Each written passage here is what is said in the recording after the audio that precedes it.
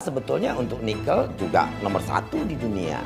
Terutama Pak Luhut yang sering bicara ini. Kita mau bikin baterai. Tesla itu perusahaan besar. Kita kan cuma earning pajak saja. Di mana strategisnya? Di mana vitalnya?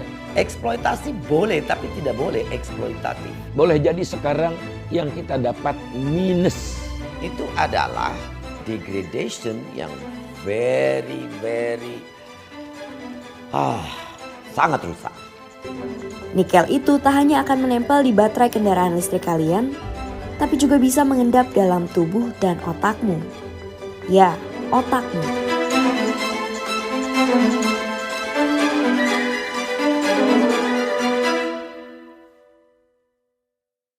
Nah, mines ini tidak sustainable, jadi kalau udah di mine ya habis. And then sisanya apa? Walaupun benar di laut Sulawesi misalnya ada Marina Strait, palung yang dalam. Apa palung dalam itu untuk kita isi dengan limbah? Yang benar saja. Recovery daripada ekosistem laut itu takes long time. Dan Elon Musk apa risikonya kalau ngambil baterai dari Indonesia? Mobilnya diboikot oleh konsumen di Eropa, di Amerika, begitu. Jadi jangan mimpi. Dan adalah sangat tidak fair untuk negara, untuk bumi kita, untuk masyarakat di sekitar situ. Karena mereka yang the first hand, the direct impact-nya itu akan mereka dapatkan. Ikan yang mungkin akan susah mereka dapat. Lingkungan yang tercemar, di mana air itu akan mereka pakai. Tidak pun mereka minum, mereka akan berenang dan hidup hari-hari di lingkungan air yang tercemar limbah. Dan kita tahu tragedi Minamata, kita semua baca. Dan itu harusnya menjadi potret untuk kita, jangan sampai kita melakukan hal yang sama. Ini adalah komposisi penggunaan logam nikel 2017. Hampir 70% penggunaannya untuk baja tahan kara. Tapi pada 2030 nikel diprediksi menjadi bahan baku baterai mobil dan motor listrik. Atas dasar inilah Jokowi dan Luhut punya kepentingan menemui Elon Musk sebagai pemilik Tesla, perusahaan mobil listrik ternama di dunia. Kemudian itu kerusakan lingkungan yang luar biasa itu. Yang membuat Elon Musk nggak mau. Ini kan nanti diperlihatkan ke Elon Musk ini. Video Anda ini. Wah gila. Tesla itu perusahaan besar. Dia tidak mungkin mau investasi kalau negara tempat investasinya itu tidak mematuhi ESG. Tidak mematuhi kaidah-kaidah yang disepakati dalam SDG. Semua kan itu udah it's a United Nation. Perusahaan itu atau Elon Musk itu ingin menciptakan mobil listrik yang emisinya 0, tapi prosesnya juga harus taat pada perlindungan lingkungan untuk memerangi climate change gitu. Komitmen walaupun tidak mengikat, belum ada penalti, hukuman apa, tapi budaya bisnis yang ingin dibangun di dunia internasional sehingga semua orang itu tidak sembarangan, seenaknya sendiri merusak lingkungan. Data USGS mencatat sebanyak 23% kandungan nikel dunia berasal dari Indonesia. Pada 2019, Indonesia berada di nomor 2 di bawah Cina sebagai penghasil logam nikel dengan produksi logam mencapai 487.000 per tahun. Di produksi tambang, Indonesia berada di peringkat 1 dengan total 730.000 ton.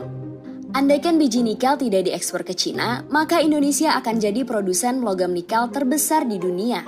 Rantai pasok produksi logam Cina sangat bergantung pada Indonesia. Nah ini coba bayangkan, barang strategis, langka, tidak banyak negeri punya, dikarunia oleh Tuhan. Dan luar biasanya lagi ini kan open pit, tinggal keruk. Tinggal keruk ini. Di satu sisi itu adalah pendapatan untuk negara.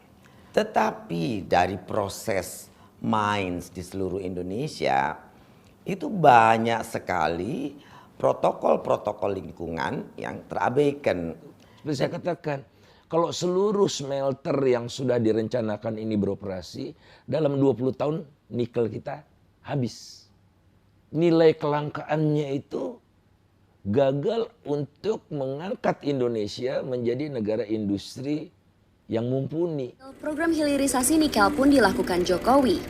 Lewat Permen ESDM nomor 11 tahun 2019, aturan larangan ekspor biji nikel diberlakukan. Agar bisa diekspor, biji harus diolah dulu menjadi logam di smelter khusus milik perusahaan besar. Di sisi lain, secara tidak langsung kebijakan hilirisasi Jokowi dalam nikel membuat kita menjadi rentan. Falsafahnya tujuan tidak boleh ekspor itu agar bahan bakunya diolah sejauh-jauhnya ke hilir untuk menopang industri di Indonesia. Bukan menopang industri di Cina. Tahukah kamu sampai 2022 ada 23 smelter nikel di Indonesia yang sudah beroperasi? Dari 23 smelter itu, 21 diantaranya dimiliki oleh Cina. Ini membuat Cina punya kendali penuh atas ekspor nikel di Indonesia. Ya, tidak hanya smelter sekarang yang mereka kuasai, tapi juga sekarang mereka sudah menguasai tambang-tambangnya.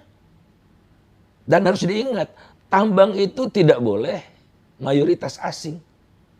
Tapi ya mereka pakai nama si Badu, si Amin, si Tuti, si Faisal gitu. Namanya bukan China. Tapi mereka sudah integrasi, memiliki tambang dan memiliki smelternya. Sejak Mei 2019, pabrik nikel Harita dapat perlakuan spesial dijadikan objek vital nasional oleh Kementerian ESDM. Ini berdampak pada pengamanan TNI Polri yang makin ketat. Banyak pos pengamanan yang dijaga tentara atau polisi bersenapan lengkap. Hilir mudik pergantian pasukan terjadi rutin saban bulan. Mereka diantar jemput keluar masuk OBI dengan fasilitas kapal perusahaan. Dicaplah industri vital. Nama resminya proyek strategis nasional. Padahal proyek strategis nasional itu kerjanya cuma ngolah jadi dari pasir gitu ya, jadi bongkahan batu namanya NPI. Lantas NPI ini kadar nikelnya 15%, paling tinggi 20%. 99,9% dijual ke Cina. Oleh Cina diolah lagi jadi stainless steel dan macam-macam, jadi panci, jadi railing-railing gitu, baru dijual ke Indonesia. Strategis di mana itu? Dibandingkan pabrik smelter nikel lain, pabrik Harita dapat perlakuan spesial dengan diberi izin membuang limbah tailing ke laut dalam. Penolakan keras dari warga dan aktivis lingkungan membuat wacana itu kini mengambang. Proses pembuangan tailing ke laut secara legal belum dilakukan perusahaan. Kalau persoalannya di beberapa tempat kan laut itu konservasi. Wilayah konservasi laut biasanya ada di Kementerian Lingkungan Hidup. Nah kadang-kadang mungkin Kementerian Lingkungan Hidup melihat itu tidak masalah barangkali gitu ya. Tapi selama saya ada waktu itu hampir ya seingat saya tidak ada izin untuk buang ke laut. Tapi kan tetap mereka buang ke laut. Di tengah ketidakpastian izin, pihak Harita lalu mengajukan pembuatan tailing di darat. Peruntukan untuk dibangun bendungan limbah tailing. Kejanggalannya adalah kenapa izin ini baru diproses akhir 2021. Padahal operasional perusahaan sudah berjalan sejak 2018. Lalu, kemanakah limbah tailing ini bermuara selama 4 tahun terakhir? Saya sih melihat karena mungkin ada kekhawatiran ke depan itu ketahuan, jadi dikeluarkanlah izin untuk di darat gitu kan. Mereka meminta izin untuk di darat. Tapi pembuangan sudah dari dulu dan itu indikasi itu ada. Dan hampir semua tambang yang dekat laut most likely buangnya ke laut. Perairan Obi dan Maluku Utara adalah lumbung ikan nasional. Itu disebabkan geografis Pulau Obi yang sangat strategis. Di sini merupakan jalur tangkap ikan tuna dan cakalang. Ikan yang tuna di California, di Antartik, di mana itu beberapa yellowfin itu breedingnya 68% di Laut Maluku, Banda. 68% yellowfin breed lahir itu di Laut Banda kita.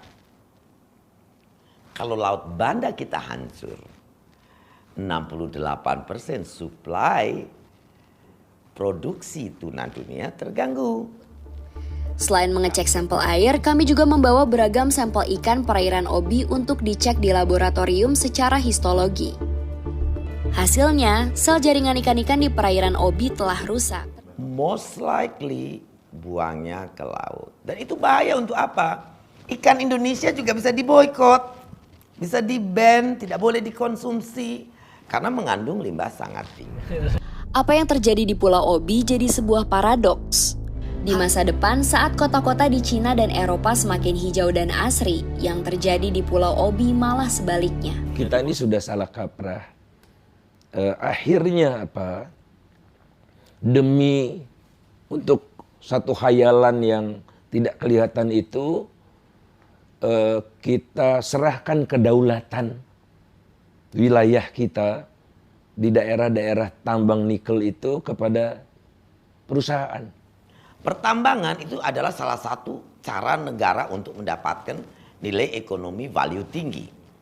Tetapi kalau caranya seperti itu nanti cost of recovery, cost of destruction will be more than what the negara itu earning dari situ. Yang kita harus upayakan adalah bagaimana praktek siapapun yang melakukan praktek produksi di Indonesia tunduk, patuh, dan taat kepada aturan. Jadi semua yang mengelola tambang sadar bahwa Anda ini hidup di dunia yang akan kita wariskan kepada anak cucu kita. Jaga lingkungan tambang, jaga proses penambangan, jaga bumi kita semua. Kalau tidak, disaster is waiting to be happen for kita ini semua. Kemanusiaan dan manusianya.